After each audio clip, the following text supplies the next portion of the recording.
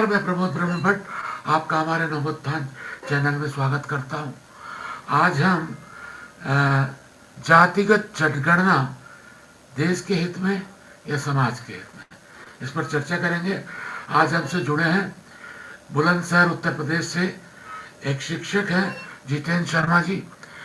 आपका आरक्षण को लेकर के आप बहुत ज़्यादा गंभीर हैं। आरक्षण के मुद्दे पर कई प्रदेशों का आपने इसको लेकर के दौरा किया है और एक आरक्षण समर्थक साइट का भी ये संचालन करता है। तो शर्मा जी, आपका बहुत बहुत स्वागत। आप हमारे चैनल पे हैं और मैं आपसे एक चीज पूछना चाह रहा था कि बिहार में जातिगत जनगणना का आदेश दे दिया गया है और ऐसा लग रहा है कि देश में अब ये जनगणना बिहार के बाद छत्तीसगढ़, उत्तर प्रदेश और सब जगह हो सकती है। तो इसमें क्या चुनौती आएगी, आप कुछ बताने का कष्ट करेंगे? चुनौतियां सर दो किस्म की, जैसे अगर आप ये जानना चाहते हो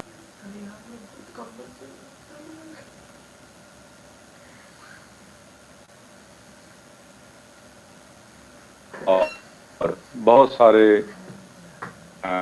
इंटरनेट पे ऐसे जो है व्यवस्थाएं हैं कि आसानी से जनगणना किया जा सकता है, जाति गणना, उपजातियों की गणना, और बाद में उनको समेटा जा सकता है। अब इस इंटरनेट के दौर में, टेक्निकल दौर में, ये बड़ा समस्या नहीं है। असली जो चुनौती आएगी कि जो जनगणना के बाद हमारी जो सामाजिक समरसता है और उसका जो आउटपुट है और उससे उसका जो नुकसान या भविष्य में क्या प्रभाव है, वो विशेष चुनौती के रूप में हमको दिखाई पड़ सकती है, जब तक कि जो लोग ये काम करना चाहते हैं उनकी मंशा स्पष्ट ना हो।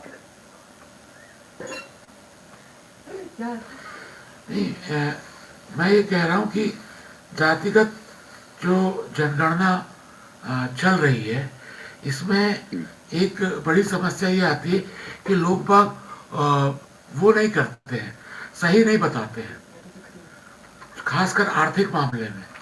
तो फिर जो जनगणना होगी उसमें कैसे समझ में आएगा कि इनका आर्थिक आधार क्या है? या तो कभी दबा के बोलते हैं या कभी बढ़ा के बोलते हैं। तो इस तरीके से जनगणना क्या वास्तविक होगी?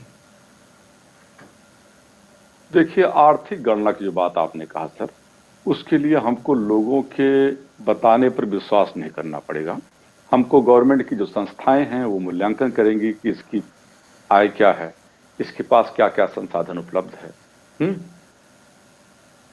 रही बात जाति की, तो ये भी देखा जाता है लोग जाति के बारे में भी बहुत सही नहीं बताते हैं। लेकिन इतने बड़े कार्य में ये छोटी मोटी दिक्कतें आती हैं, और लेकिन अगर मशीनरी सतर्क हो तो इसको अंजाम दिया जा सकता है। जहां तक अभी आपने कहा कि लोग सही अपनी इनकम बताते नहीं हैं, तो अगर सरकार चाहे तो उसकी संस्थाएं इतनी मजबूत हैं, कोई अपनी इनकम छुपा भी नहीं सकता है। अब आज के डेट में पैन कार्ड, आधार कार्ड, सब कुछ ऑनलाइन हो गया है। आप कुछ खरीदते हैं, बेचते हैं, या बैंक में अकाउंट खोलते हैं, या गाड़ी खरीदते हैं, तो सरकार चाहे तो तुरंत पता कर सकती है। लेकिन उसके लिए जो है एक फिर्म डिटर्मिनेशन होना पड़ेगा, आपके अंदर दृढ़ इच्छा शक्ति होनी पड़ेगी।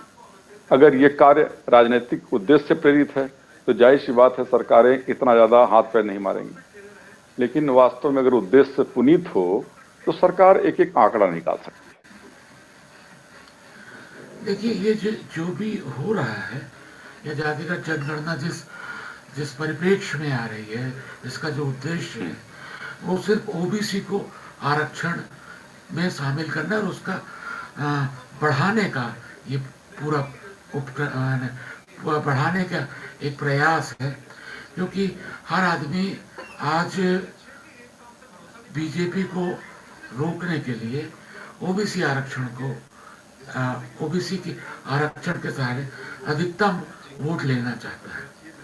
तो ये जो आरक्षण है, ये आरक्षण वास्तव में सारी जनगणना का तो काम आरक्षण का है, तो ये आरक्षण का जो आधार है, आप क्या समझते हैं, ये पिछड़ापन के कारण है या बहिष्करण, एक शब्द आता है कि उनको लोग मतलब अस्पृश्य समझते हैं, उसके कारण है?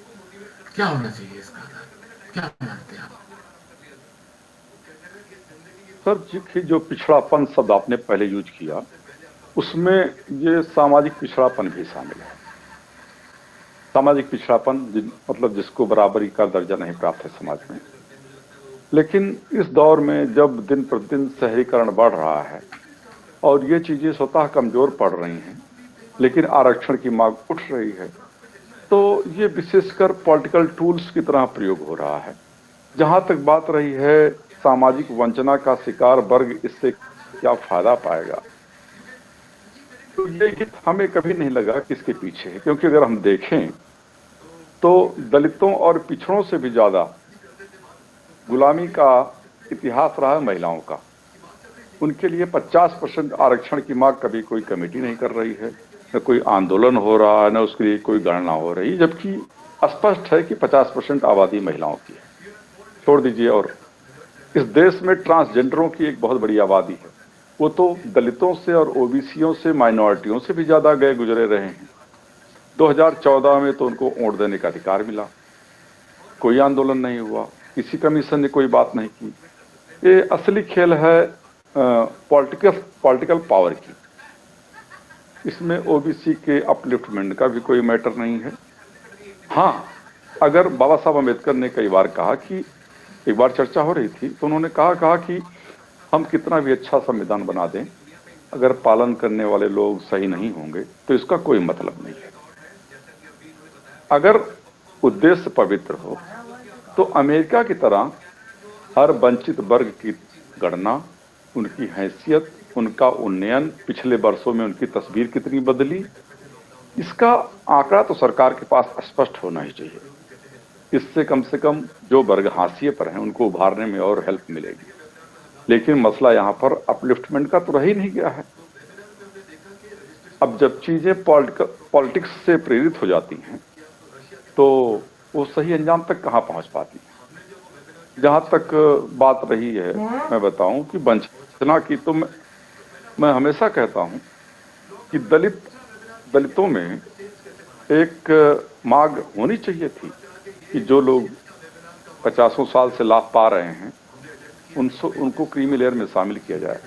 कम से कम बाबा साहब ने जिस टारगेटेड ग्रुप के लिए आरक्षण की बात सोची थी, अब उन तक आरक्षण का लाभ पहुंचना चाहिए।